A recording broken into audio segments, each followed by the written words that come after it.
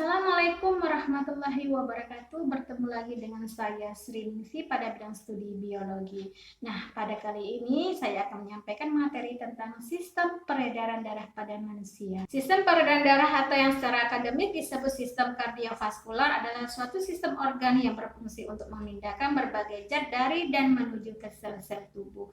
Bukan saja zat makanan yang didistribusikan oleh sistem peredaran darah, tetapi juga zat-zat lain seperti oksigen dan karbon dioksida. Nah, fungsi dari sistem peredaran darah pada manusia itu antara lain yang pertama, untuk mengangkut oksigen dan mengangkut karbon dioksida. Fungsi utama dari sistem peredaran darah adalah mengangkut oksigen dan karbon dioksida. Darah yang mengandung banyak oksigen dari paru-paru akan beredar ke seluruh tubuh untuk digunakan dalam aktivitas sel. Kemudian darah yang mengandung banyak karbon dioksida akan diangkut dari tubuh menuju ke paru-paru untuk dibuang saat bernapas. Nah, kemudian yang kedua untuk mengangkut nutrisi dan sisa metabolisme. Fungsi peredaran darah dalam tubuh manusia yang berikutnya adalah mengangkut nutrisi dan sisa metabolisme. Nutrisi dari makanan yang dikonsumsi dalam tubuh itu diperlukan pada proses metabolisme tubuh. Kemudian proses metabolisme yang akan dilakukan oleh tubuh akan menghasilkan zat sisa metabolisme. Nah, kemudian yang ketiga untuk mengangkut hormon. Hormon itu merupakan zat kimia yang diproduksi tubuh dalam sistem endokrin yang terletak pada hipotalamus otak. Peran hormon itu dalam tubuh meliputi hampir semua fungsi tubuh seperti mengatur pertumbuhan, kemudian metabolisme, dan kinerja beberapa sistem organ. Nah, pembentukan sel darah merah atau eritrosit juga melibatkan hormon dalam prosesnya. Hormon juga menjadikan pertumbuhan pria dan wanita dewasa menjadi berbeda. Nah, kemudian yang keempat adalah untuk mengangkut sistem kekebalan tubuh. Kekebalan tubuh atau biasa juga disebut dengan imun merupakan bentuk pertahanan tubuh untuk melindungi tubuh dari pengaruh biologis. Nah, cara sistem kekebalan tubuh itu melindungi tubuh adalah dengan mengenali dan membunuh patogen atau mikroorganisme parasit. Sistem kekebalan tubuh itu terdiri dari sel-sel yang bertanggung jawab atas imunitas tubuh seperti sel darah putih atau leukosit. Nah, kemudian yang kelima untuk mengatur suhu tubuh.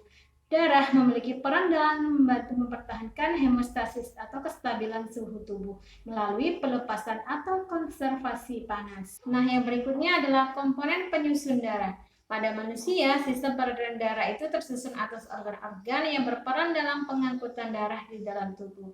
Nah, adapun organ penyusun sistem peredaran darah pada manusia itu adalah darah, kemudian pembuluh darah, dan jantung. Nah, yang pertama adalah darah.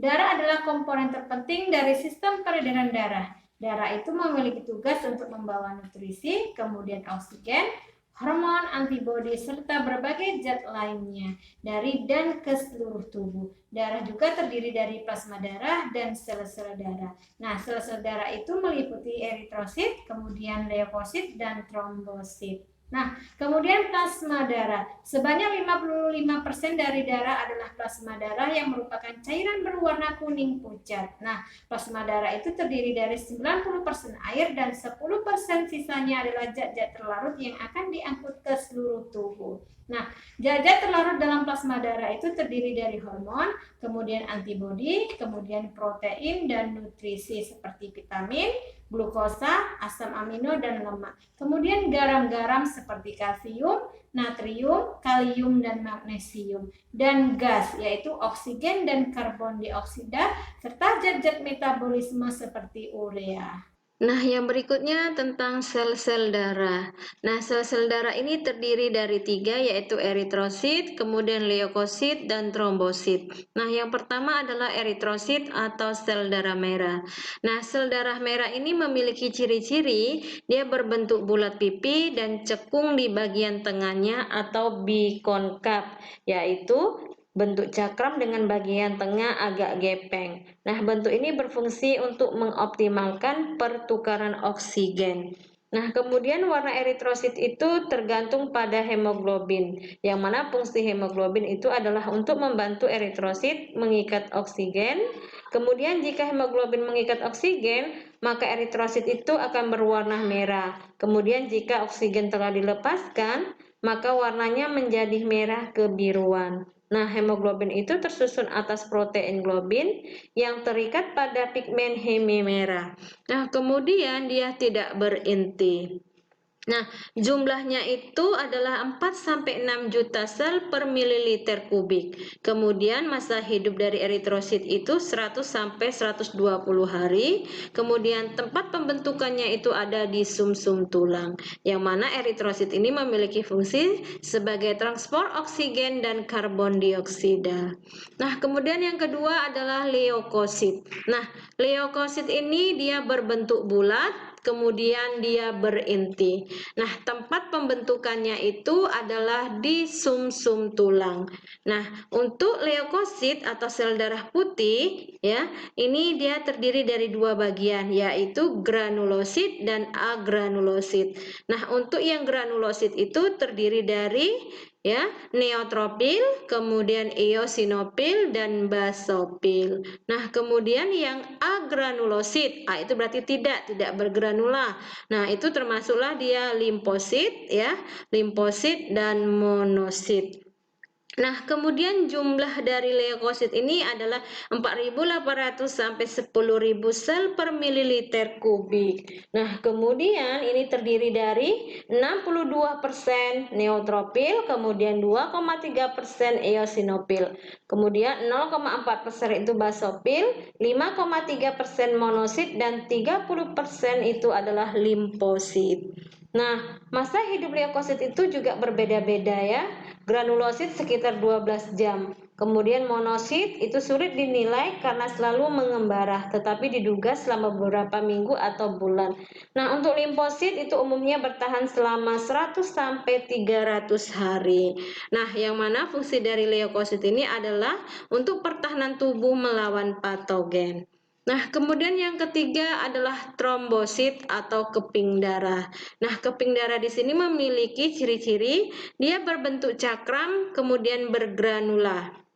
Kemudian jumlahnya itu 150.000 sampai 400.000 sel per mililiter kubik. Masa hidupnya 5 sampai 10 hari proses. Kemudian tempat pembentukan fragmentasi dari megakariosit sumsum tulang, yang mana trombosit ini memiliki fungsi untuk pembekuan darah. Nah, yang berikutnya tentang proses pembekuan darah. Nah, saat kamu mengalami luka atau cedera, bisa mengalami pendarahan karena memang pembuluh darah yang rusak. Nah, hal ini membuat tubuh perlu melakukan sesuatu untuk menghentikan pendarahan, yang mana mengaktifkan rangkaian metode pembekuan darah. Dengan begitu, darah akan berhenti mengalir dan luka akan bisa sembuh. Nah, sekarang coba kita perhatikan skema proses pembekuan darah berikut ini. Nah, selanjutnya kita lihat di sini tentang skema proses pembekuan darah. Nah, saat ada bagian tubuh kita yang terluka, misalnya jari kita teriris pisau. Nah, bagian itu akan mengeluarkan darah. Namun setelah beberapa saat, keluarnya darah itu akan terhenti dengan sendirinya. Mengapa demikian? Iya, karena di dalam tubuh kita itu terdapat keping-keping darah atau trombosit yang dapat menggumpalkan darah. Nah, bagaimana prosesnya? Nah, ini skema tentang proses pembekuan darah, di mana apabila terjadi luka tadi, ya, darah akan keluar, kemudian trombosit atau keping darah akan bersentuhan dengan permukaan luka yang kasar dan akan pecah, sehingga mengeluarkan tromboplasin atau trombokinase. Nah, jadi trombokinase tadi bersama-sama dengan ion kalsium dan vitamin K akan mengubah protrombin menjadi trombin. Kemudian trombin ini akan mengubah fibrinogen menjadi benang-benang fibrin yang akan menghalangi keluarnya sel-sel darah hingga terjadi pembekuan darah, sehingga luka tadi akan tertutup dalam waktu sekitar 5 menit. Nah, sekarang kita lanjutkan ke golongan darah dan transfusi darah. Nah, yang pertama golongan darah. Nah, golongan darah manusia itu dibedakan berdasarkan komposisi aglutinogen dan aglutininnya. Aglutinogen adalah antigen-antigen dalam sel yang membuat sel peka terhadap aglutinasi. Nah, aglutinasi itu adalah penggumpalan darah. Nah, di sini ada dua jenis antigen, yaitu tipe A dan tipe B. Oleh karena antigen ini diwariskan, maka seseorang itu dapat memiliki salah satu atau kedua antigen ini. Nah, aglutinogen disebut zat spesifik golongan karena digunakan untuk menentukan golongan darah A, B, dan O. Kemudian aglutinin adalah substansi yang menyebabkan aglutinasi sel, misalnya antibodi. Nah, menurut ahli imunologi yaitu ilmu tentang kekebalan tubuh kebangsaan Australia bernama Karl Steiner. Nah, di sini dia mengelompokkan golongan darah manusia itu berdasarkan ada atau tidak adanya aglutinogen. Maka golongan darah itu dikelompokkan menjadi golongan darah A, B, AB, dan O. Nah, di sini terlihat tabel golongan darah berdasarkan aglutinin dan aglutinogennya. Golongan darah A berarti eritrositnya itu mengandung aglutinogen A dan aglutinin B dalam plasma darahnya. Kemudian golongan darah B berarti eritrositnya itu mengandung aglutinogen B dan aglutinin A dalam plasma darahnya. Kemudian golongan darah AB dia memiliki aglutinogen A dan B dan aglutininnya itu tidak ada dalam plasma darahnya. Kemudian golongan darah O berarti eritrositnya itu tidak ada mengandung aglutinogen dan memiliki aglutinin A dan B dalam plasma darahnya. Nah, yang kedua adalah transfusi darah. Pada transfusi atau pindah tuang darah, orang yang mendapat darah itu disebut dengan penerima atau resipien, dan pemberi darah disebut dengan donor. Nah, darah yang diberikan kepada resipien adalah senyawa protein. Bila tidak sesuai, berarti bersifat sebagai antigen, sehingga sel darah akan digumpalkan atau mengalami aglutinasi. Nah, sekarang kita lihat dulu skema transfusi golongan darah berikut ini. Nah, kita lanjutkan ke transfusi darah. Nah, di sini terlihat skema transfusi darah, yang mana pada transfusi darah ini ya, orang yang mendapat darah itu disebut dengan resipien, kemudian orang yang memberi itu disebut dengan donor. Nah, sel darah yang diberikan kepada resipien adalah senyawa protein. Jika tidak sesuai, berarti sel darah tersebut bersifat sebagai antigen, sehingga sel darah akan digumpalkan atau mengalami aglutinasi. Nah, seperti mana kita lihat di sini, tanda seperti ini itu tidak terjadi penggumpalan jika kita berikan kepada resipien, kepada orang yang menerima.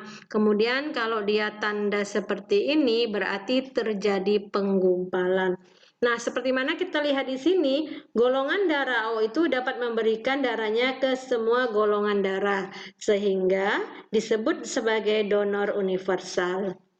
Nah, hal ini terjadi karena sel-sel golongan darah O itu tidak mengandung kedua aglutinogen, sehingga jumlah sel dari darah ini dapat ditransfusikan ke hampir semua resipien tanpa terjadinya reaksi aglutinasi dengan cepat.